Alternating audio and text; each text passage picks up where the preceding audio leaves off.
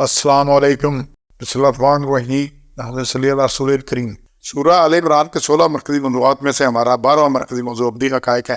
اس کے 5 ضمنی موضوعات ہیں، جس میں تیسرا ضمنی موضوع ہے درس عبرت۔ 4 نکات ہیں صرف اس میں سے، لیکن مسئلہ یہ ہے کہ عبرت لیتا کوئی نہیں۔ بار بار اللہ نے دکھایا، بار بار باتیں بتائی ہیں، سب کی باتیں بتائی ہیں، کتنی دفعہ بتائی ہیں، مختلف صورتیں آئی ہیں، مختلف چیزیں ہیں، ہم بھی دیکھتے ہیں، روز دیکھتے ہیں، لیکن عبرت لینے کو کوئی تیار نہیں ہے۔ جی اسلام کے علاوہ باقی ادیان کے لوگ نقصان اٹھانے والے ہوں گے۔ 85 نمبر آیت میں اللہ نے بڑا واضح بتایا، جو کوئی چاہے غیر اسلام دین، اسلام کے علاوہ کوئی دین فلن یقبل منہ، تو اس سے یہ قبول نہیں کیا جائے گا، وہو بالآخرۃ من الخاسرین، یہ آخرت میں خراب ہوں گے، خسارے میں ہوں گے، نقصان اٹھا رہے ہیں۔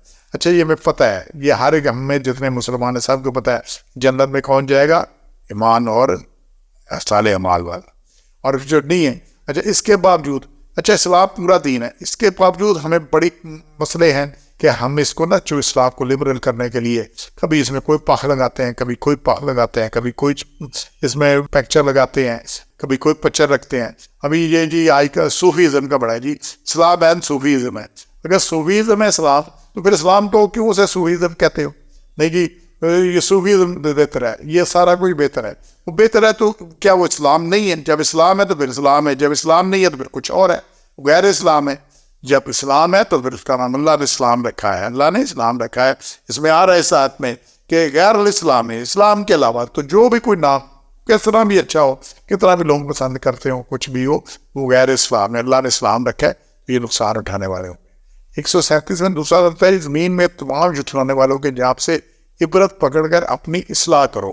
اس میں اللہ نے بڑا واضح کیا، قد خلت من قبلکم سنن فسیروا فی الارض فانظروا کیف کان عاقبۃ المکذبین، کہ ہو چکے تم سے پہلے کئی واقعے، سو پھرو زمین میں، فسیروا فی الارض، سیر کرو زمین میں، گھومو پھرو، دیکھو، فانظروا، اور پھر دیکھو ان کو، کیف کان عاقبۃ المکذبین، اور پھر جھٹلانے والوں کا کیا انجام ہوا۔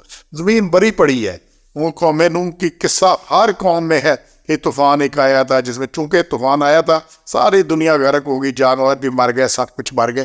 تو یہ ڈنمارک چلے گیا، اسکینڈینیویا چلے گیا، افریقہ چلے گیا، یہ ایک قصہ کہانی سب کو پتہ ہے۔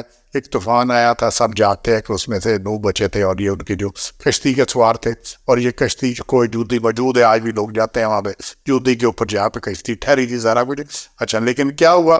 ساتھ والوں نے عبرت نہیں لی، وہ سب نے اس پہ پانی چڑھتے حتیٰ کہ بیٹا کہتا ہے پہاڑ پہ چڑھ جاؤں، کشتی پہ چڑھنے کو تیار نہیں ہے، پہاڑ پہ چڑھنے سمجھتا ہے مجھے یہ بچا لے گا۔ یہ پھر اس کے بعد قوم عاد ہے، پھر وہی کچھ ہے، پھر قوم عاد کو اللہ نے تباہ و برباد کیا، پھر قوم سمود، پھر وہی کچھ ہے۔ اسی طرح بار بار بار بار بار بار ہو رہا ہے یہ کام، کوئی اس میں سے عبرت پکڑنے کو تیار نہیں۔ انہوں نے نہیں پکڑی عبرت، جنہوں نے وہ بھگتا ہے۔ ہم نے انشاءاللہ عبرت حاصل کرنی ہے، اور اپنی اصلاح کرنی ہے، اور زندگی میں کرنی ہے، اور آج ہی کرنی ہے، پتہ نہیں کل ہمارے پاس ہے کہ نہیں۔ تو یہ تاریخ بھری پڑی ہے اس سے۔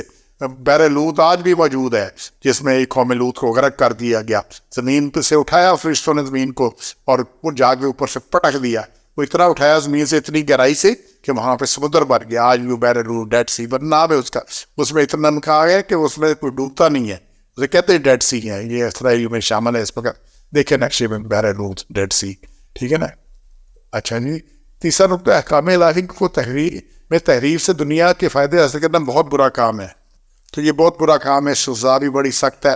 تو کسی قسم کا ہمیں اس میں تحریف نہیں کرنا، کوئی مرضی نہیں کرنی، کوئی اس سے دنیا کو نہیں اٹھانا، یہ اس کو سمجھنا۔ اور پھر بڑا ہی اہم نقطہ ہے چوتھا، دنیا میں ان کو ڈیل اس لیے ملتی ہے کہ اپنے گناہوں میں اضافہ کر لیں۔ بڑی سمجھتے ہیں جی یہ بڑی آسانی ہوگی، اللہ نے ہاتھ پکڑ لیا، کوئی پوچھتا نہیں ہم سے۔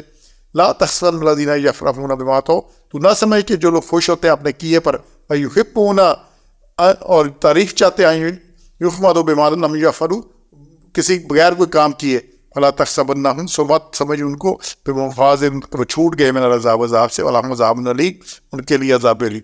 تو یہ مت سمجھ کہ اگر اللہ یہاں پکڑ نہیں رہا، ڈیل دے رہا ہے، تو ڈیل دینے کا یہ مطلب نہیں ہے کہ اللہ نے ان کو پکڑنا نہیں ہے، بلکہ اللہ ڈیل اس لیے دے رہے ہیں کہ یہ گناہوں میں اضافہ کرتے رہے۔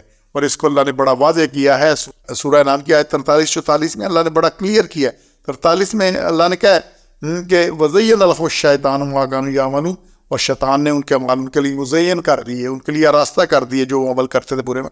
اور پھر بڑی اہم آیت 44 کو بار بار دیکھیں، دوستوں سے مل کر دیکھیں، سب مل کر دیکھیں، روزانہ دیکھیں۔ فلما نسوا ما ذکروا به فتحنا عليهم ابواب كل شيء، پھر جب وہ بھول گئے اس نصیحت کو جو ان کو اللہ نے کی گئی تھی تو ہم نے دروازے کھول دیے ان پہ ہر چیز کے.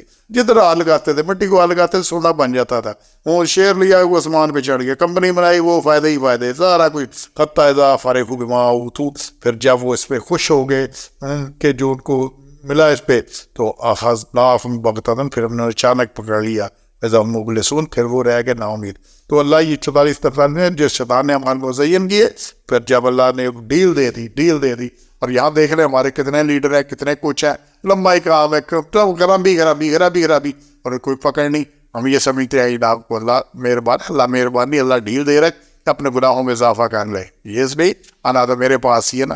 تو یہ اس آیت کو ملا کے دیکھیں، بڑی سخت آیت ہے اور اسے عبرت حاصل کرنی ہے. سبحان ربک رب العزت عما یصفون وسلام علی المرسلین والحمد للہ رب العالمین.